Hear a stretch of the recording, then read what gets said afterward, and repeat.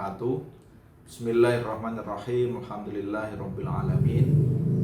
Wassalatu wassalamu ala asyrafil anbiya'i wal mursalin sayyidina wa maulana Muhammadin wa ala alihi wa ashabihi wa dzurriyyatihi ajmain. Amma ba'du.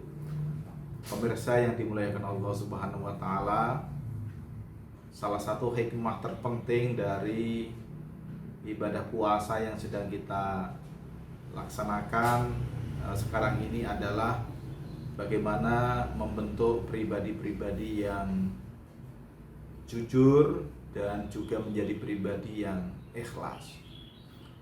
Kejujuran merupakan salah satu ajaran penting di dalam Islam.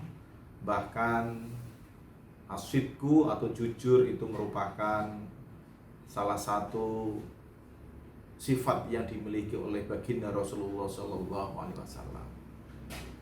Kenapa ibadah puasa membentuk pribadi-pribadi yang jujur? Karena dengan puasa itulah kita menjadi orang-orang yang taat pada asas.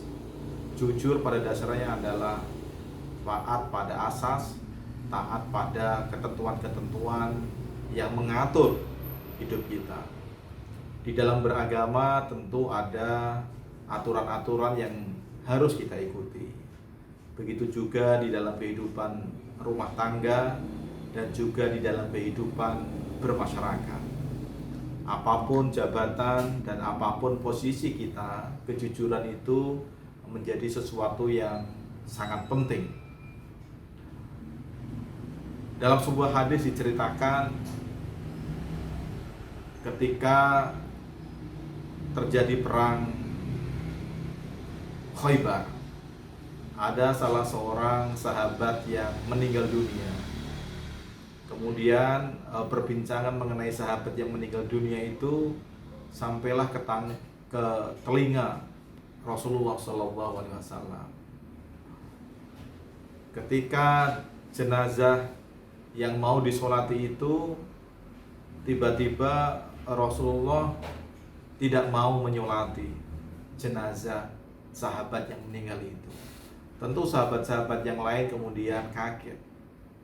Kenapa ini ada seorang sahabat yang dikenal baik, yang dikenal ahli ibadah, tetapi ketika dia meninggal, tiba-tiba Rasulullah SAW tidak mau menyolati. Kemudian para sahabat yang lain memeriksa apa sebenarnya yang terjadi dengan sahabat yang meninggal itu. Maka ditemukanlah di dalam harta yang dimiliki oleh sahabat yang meninggal itu 2 buah manik-manik yang dimiliki oleh orang Yahudi yang dia dapatkan ketika perang Khaybar.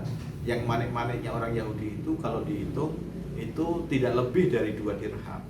Tapi kemudian karena dia mengambil secara tidak benar dan dia berlaku tidak jujur, atau dalam bahasa fikih disebut sebagai ghulul, kemudian Rasulullah SAW tidak mau menyolati dan beliau mengatakan shollu ala sahibikum, sholatin sana teman kamu yang meninggal.